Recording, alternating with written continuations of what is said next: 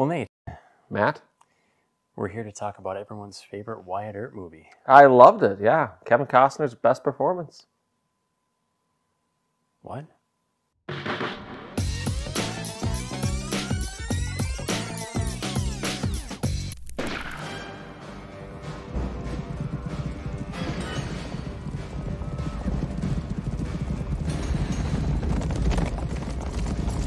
Welcome to Deep Focus. I'm Matt. And I'm Nate.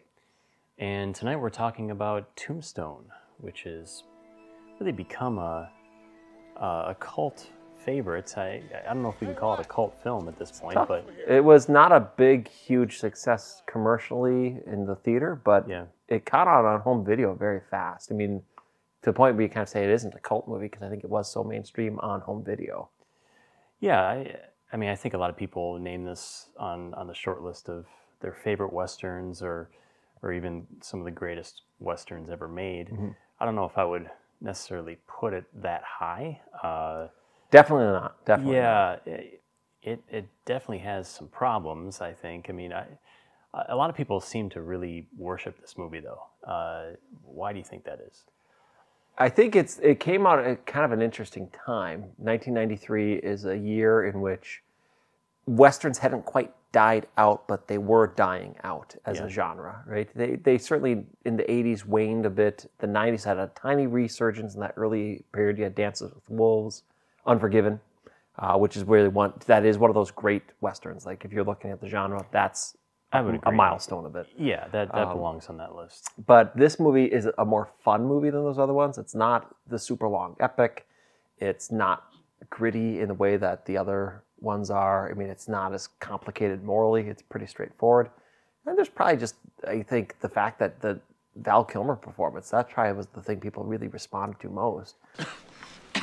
That's the rumor. And then these things all kind of combined to this great imagination. And it's really, I was watching it again and thinking, it's really just an action movie. Really what it is. It's an action movie set in the Wild West. Yeah, I mean, I guess I kind of look at this movie as almost like a great graphic novel. You know, this really isn't, as you said, doesn't have great depth to it. It's just a very entertaining, well-made film.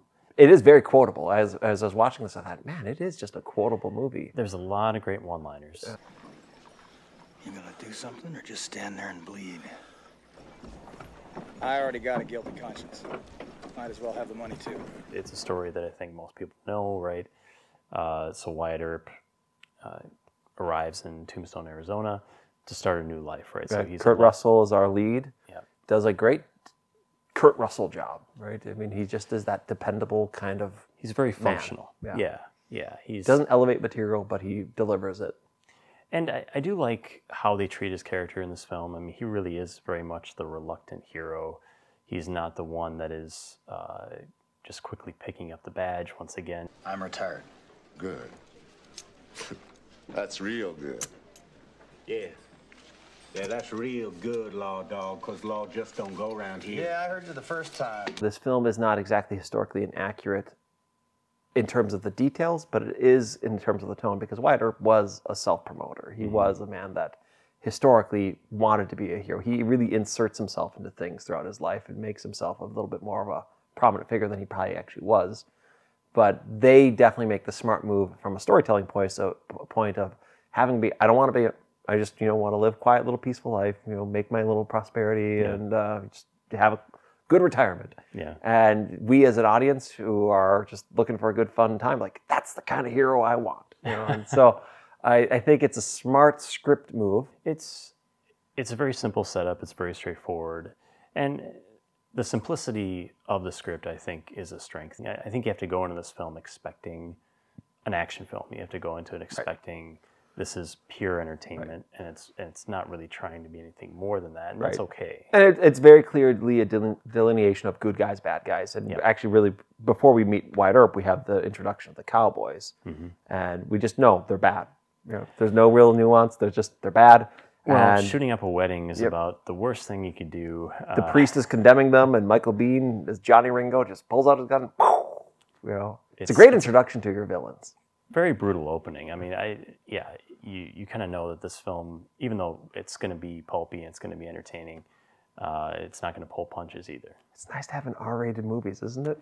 Yeah, yeah. Just like it's the violence counts. It People does. are actually dying. You see them die. You see terrible things happen. It's not terribly sanitized here, but it's not over the top either. Right. You know? Yeah, it's not gratuitous, but it has weight in a way that if you made this movie now, I guarantee you it's a PG-13 movie, and it's forgotten within 6 minutes of you watching it. Yeah. This film lasts because I think they pull more punches. They don't pull punches. They really throw you into stuff.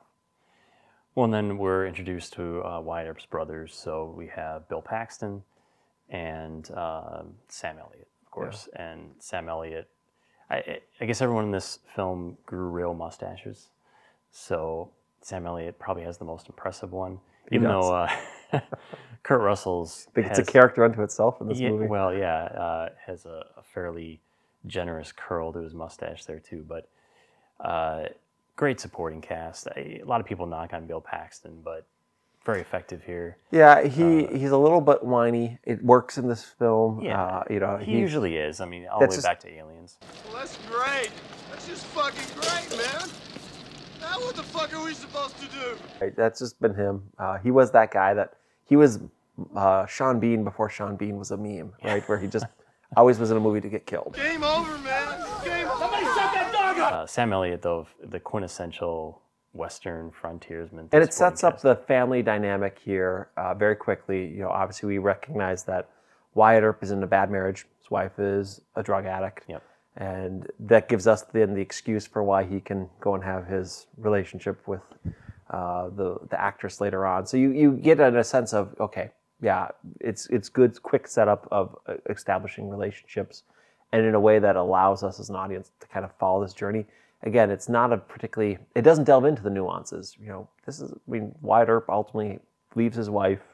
He's a gambler. Yep. Questionable legal tactics, and this movie eschews all of those questions to just make him into a hero. Yeah. But I don't care. I don't care. Well, again, he's a reluctant hero, and you have that almost surprising scene where he's downright mad at his brothers, trying to talk them out of going back into the law. Oh, God, don't tell me. Like you said, Wyatt, we're brothers. Got to back your brother's play. You know, it's interesting because it obviously introduces the family, but it also introduces the town too. The town becomes a character in itself, and you get a very nice scene that lets us to know where things are, and very quickly we get the sense of the chaotic and violent nature of Tombstone, and in that also we get introduced to Doc Holliday, the stand-up performance of the film by Val Kilmer. Isn't that a daisy? Yeah, it's the one that everyone remembers, right? And rightfully so. Arguably Val Kilmer's best screen performance. You could bring up Heat. You could bring up a lot of other films too. I do think he's an underappreciated actor in general. But here he was better as a supporting actor than a leading actor. He kind of tried to go into the leads around this time, but really he was better as that supporting actor, I think. I would agree. But he's just incredible here. His persona, every time he's on the screen, it's just magnetic, and he has the most one-liners. If I thought you weren't my friend, I just don't think I could bear it. Very cosmopolitan. I'm your huckleberry. Say when. He was nominated for an Academy Award for this, correct? No. It was one of those He things. wasn't? No, he was not. Gosh, I could have sworn he was. No, it kind of slipped under the radar from that critical perspective. This might be a good time to bring up Wyatt Earp, the film Wyatt Earp, starring Kevin Costner, because that has another incarnation of Doc Holliday, played by Dennis Quaid. Mm-hmm. Two very came out a year after, and actually I think Kevin Costner was initially kind of involved with this initially production, attached to Tombstone, and then wanted to go a different direction. Yep, they had some creative differences, and he went off and made his own version. But if you look at those two Doc Holliday performances in particular, it's interesting to compare them. You believe in friendship, Wyatt Earp. So do I. Wyatt Earp is my friend. Yeah, well, I got lots of friends. I don't. Wyatt Earp is, if this is a great graphic novel, that film is a very mediocre regular novel. Yeah. That's probably the way I would describe it. That's a good description of it. Yeah, that one, I mean, the distinction between Val Kilmer, where he brings such panache to the part, versus Quaid's having just really a fairly rote performance, in my opinion. He lost a lot of weight for it, which I think... Yeah, well, he was committed to his depending on performance, that, but it is just so bland, in all honesty. And this movie just is dialing up everything to 11, right? That's what it's doing. The dialogue is dialed up to 11. The violence is dialed up to 11. Not in the sense that it's hyper violent. It's just that it's extremely kinetic. They're shooting off of horses while they're riding side saddle. It's just like, okay, that's not how you really have a gun battle. But whatever. It's so theatrical in everything it does. And I think, the Val Kilmer performance in this is the highlight of the film because it is, in many ways, the heart of what this movie's about. Well, it's that friendship between Doc Holliday and Wyatt Earp. That's the core of the film. Yeah, this is a movie about male relationships, really. Yeah, it really is. And that delivers in a big way, especially at the end. That final scene between the two of them is pretty emotional and very effective. We have to talk about Billy Bob Thornton in this movie. Something on your mind? Yeah, early Billy Bob. No, before anybody knew who he was. A memorable little bit performance, almost unrecognizable. They set up to take over the gambling Faro operation game at the Oriental Hotel, which has been in at least financial disrepair because of the presence of Billy Bob Thornton. And I love the way he love just those dismisses Billy Bob at that. Johnny, I apologize. I forgot you were there. You may go now. Well, this, of course, it all winds up setting up the real thrust of the drama is the Cowboys gang versus the Earp brothers. Yeah. And this movie obviously takes very clearly a pro-Earp stance. I know the historical record's a little bit more nuanced. There's some considerations that, in all honesty, when you get to that big, famous gunfight at the OK Corral, that the Earps were basically murderers historically, but this movie does not paint it that way at all.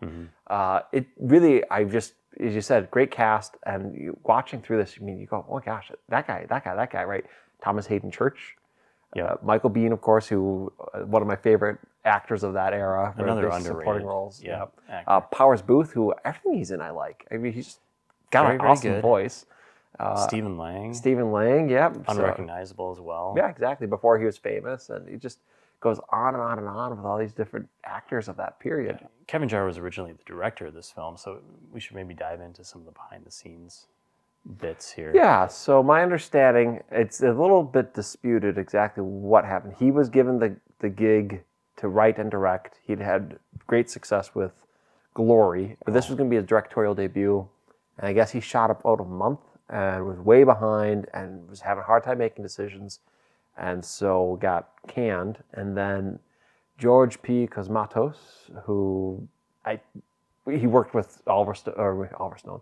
He worked with Sylvester Stallone. Yes, Rambo. Stallone and Oliver Stone, they're identical. I'd like to see Rambo in Platoon. If I have a cinematic crossover. Would have been a shorter movie, I guess. Yeah. And Cosmatos was brought in as a director in name only, is what it sounds like. But it sounds like the rumor is that Kurt Russell. Kurt Russell was basically the director here, right? It's kind of a miracle that the film came out as well as it did when you consider that it does have a pretty clear voice and a nice visual sensibility to it. Though there are some scenes where the coverage is a little weird. I noticed that. Some scenes where scenes play out maybe in a master shot a little bit too long, or some takes that you kind of wonder, like, was that the best take they had? One that stands out in particular is when Sam Elliott hits Stephen Lang over the head with his gun.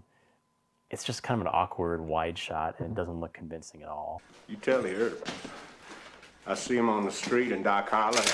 I'm gonna send them to hell on a shutter. You tell them that. You would not see this as having been a troubled production, though. Yeah, when you watch it, it's not obvious. But the march to the OK Corral visually is very impressive, right? And staging wise too, right? Yeah. The little boys showing up and go bang, bang, bang, bang, right? It gives us intention. There's a little bit of you're on edge, and then it depletes it, and so you, the audience, get your emotions stirred, your passions stirred. And then it builds up again. Right. And that building in the background is on fire for really no reason. Other looked than cool.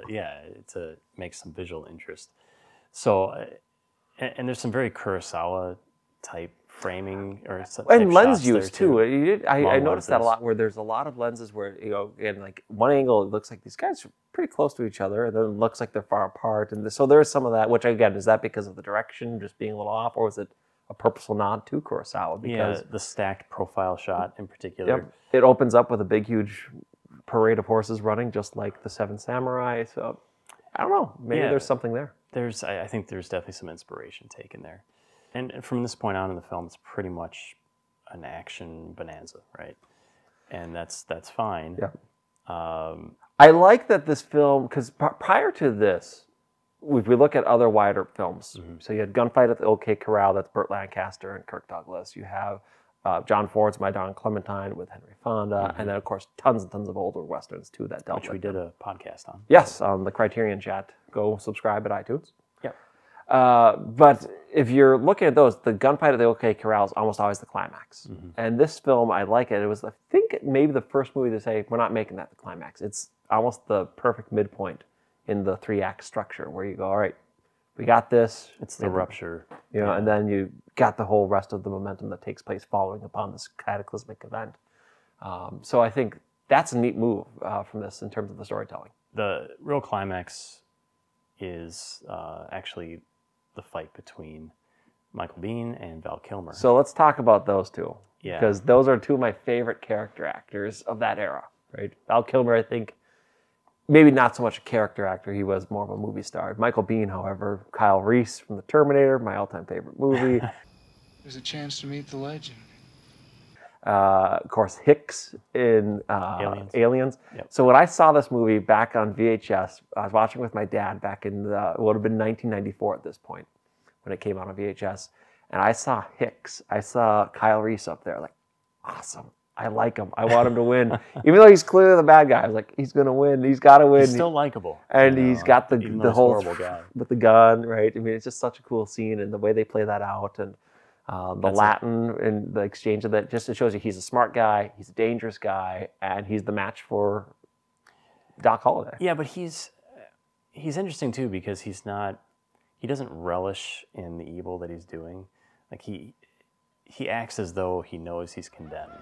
How about you when you do what you do?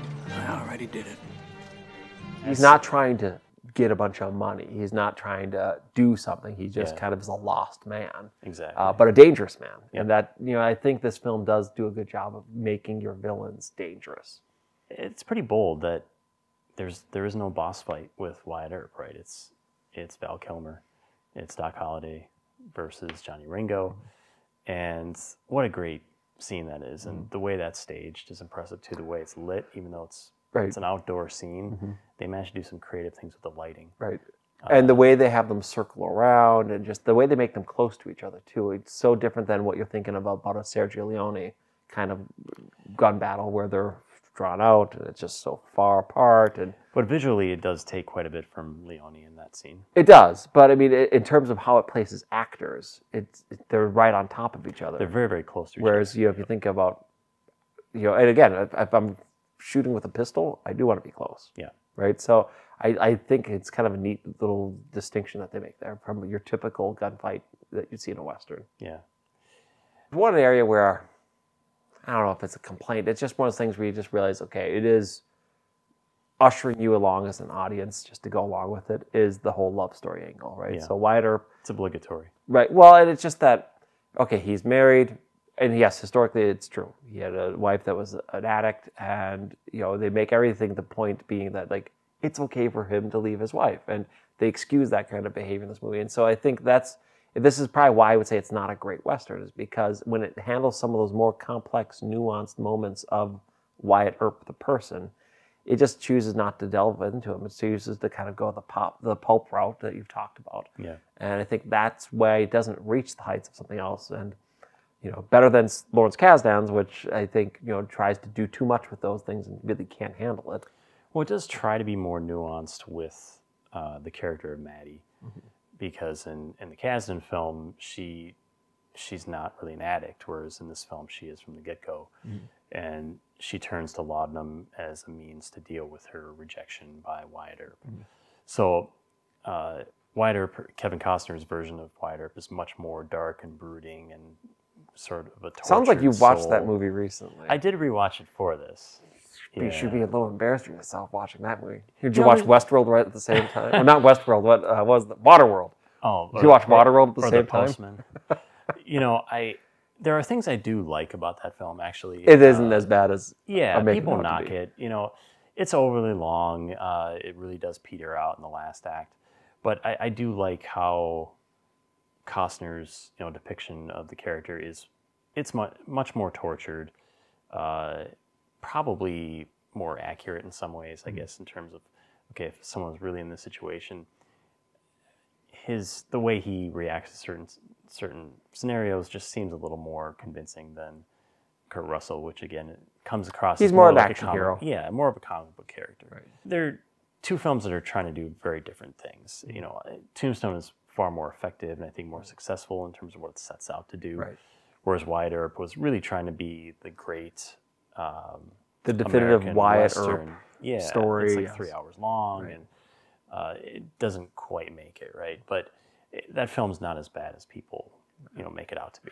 I think maybe what's partly just fascinating from this and why it's worth talking about in some level of serious film discussion is the fact that it does show you how important tone is in a film. Yeah.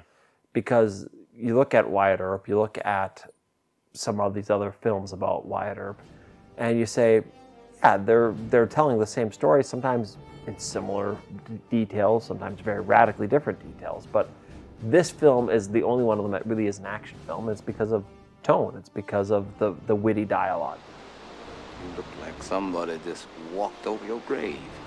It's because of the fact that you have action scenes, chase scenes, right? And the way it just creates a certain tone that then shapes the whole experience of it, which is probably why it's the most popular of all the Wyatt Earp films, at least in this generation.